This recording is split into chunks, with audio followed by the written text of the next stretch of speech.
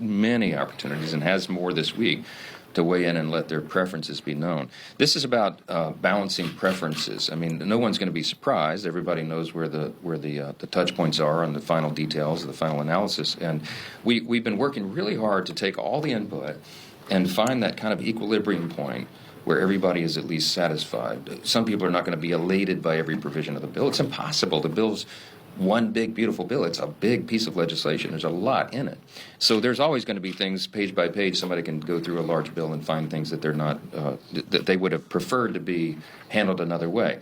But in its totality, this is going to be the most important, most consequential legislation that we'll ever be involved in our lifetimes, and arguably one of the biggest in the history of Congress. And so I think at the end of the day, we'll get that consensus. And, there may be some grumbling about certain provisions, but as the whip said so aptly this morning in the conference meeting, he said, you gotta focus on the totality of the bill and not just individual details. But my job is to work out those details, and I'm very confident that we're going to get to that point by the end of this week, and we'll move this thing forward. So, yeah. Second. Thank you. Last week, the House passed 3 CRA resolutions terminating California vehicle emissions rules, but Senate Majority Leader John Thune is yet to make a decision to take up those resolutions or not. How confident are you that congressional Republicans can get these resolutions to the president's desk? I've got a lot of confidence in Leader Thune. We work together very closely, almost daily, and he's managing a small margin as I am. Both of us now have 3 votes to spare. It's an embarrassment of riches, so he's got to do consensus building on it as well. I suspect every Republican's for that, but of course he's got to get about 7 Democrats to come along on everything, and that's the tough part.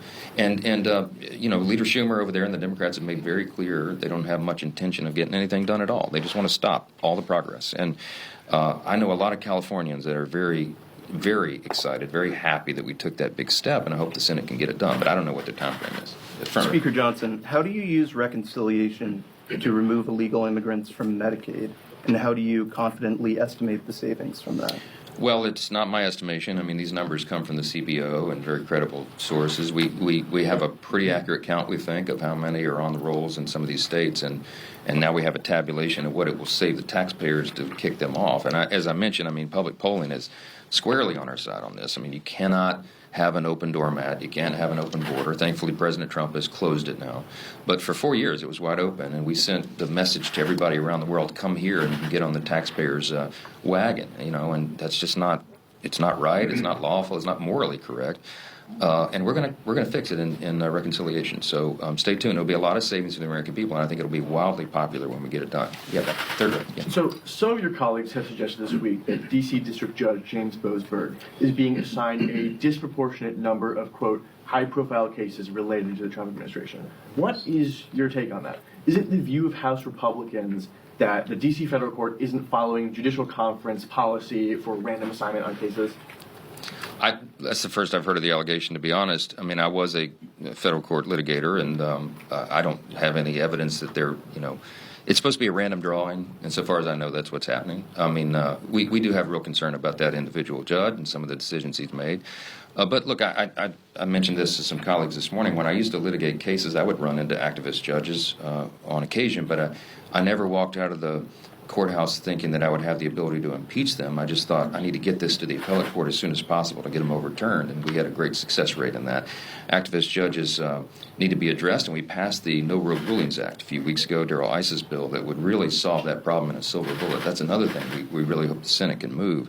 It shouldn't be a partisan issue. I mean, everybody, Republicans and Democrats, should want fair judges. I mean, that's our system of equal justice depends upon that, and it's gotten out of control.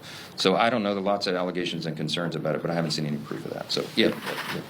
You were asked about the Senate, what you expect the Senate to do with your reconciliation bill in the conference today. Will they just change a bunch of this stuff? And I think there's a concern about that from a lot of your members. And then give your sense. I mean, how much you talk about your coordination with Thune. How much do you think, or how much do you expect that the Senate will want to put its own imprint on this thing? Well, look, we got some strong leaders in the Senate. They're all friends and colleagues of ours. We truly regard this as one team. I know that's an innovation in Washington. I know the House and Senate are supposed to be fighting each other all the time, but that's not the game we're playing. And I've been very deliberate, and Leader Thune has as well, to have no daylight between the two chambers. So there shouldn't be any big surprises. I mean, they're following very closely what we're doing and vice versa. But the lion's share of the work has been done in the House, not by virtue of pride of authorship or because there's a competition between the two chambers, but just because that's the way the calendar fell. Remember, we started working on this in March of last year, and the Senate was going through lots of other things during that time period. They had a change in their leadership because Leader McConnell stepped down. They had a lot of turnover there. And they had to do, at the beginning of the first 100 days, they had to, of course, do all the confirmations of the administration, and they did it in record time to their great credit. But by virtue of that calendar, it meant that the House did a ton of the work. I mean, we're probably 8 months ahead of the Senate by some measures in all the deliberations and the detail work. So that, by necessity, means that we'll drive the initial product and send it over. And that's really the way the system is supposed to work anyway on a budget reconciliation. So we're going to be very proud of the product we send over there. I don't expect that it will take much modification. I hope that there's very little at all, and that we can have an agreement. But the difference now and in years past, perhaps, is that our colleagues over there know exactly what we're doing. We're in careful, close communication, and with the White House team as well.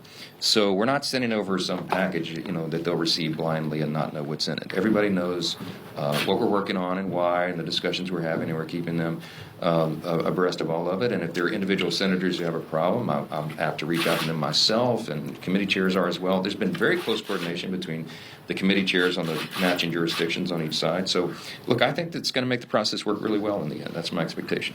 Last Back row. Thank you, Mr. Speaker. I wanted to follow up on your comments about Congressman Issa's bill on judges. So are judicial impeachments off the table for the rest of this Congress? No, look, impeachments are never off the table if it's merited. But in our system, we've had 15 federal judges impeached in the entire history of the country. I mean, there may be some that I feel merit that, but you got to get the votes for it, right? And it's a very high burden, and frankly, the bar is high crimes and misdemeanors. I mean, the last federal judge that was impeached, I think, was caught taking cash in an envelope. It's like it's got to be a pretty brazen offense, a real open crime that everybody could agree to. So short of that, if we don't have the votes, and by the way, even if we could get an impeachment article through the House on a federal judge, it's unlikely that they would be tried and convicted in the Senate on that with the divided number we have. So short of that, what can we do? I mean, we've done everything within our power to solve that problem. And remember the stats. I think it's 67% of all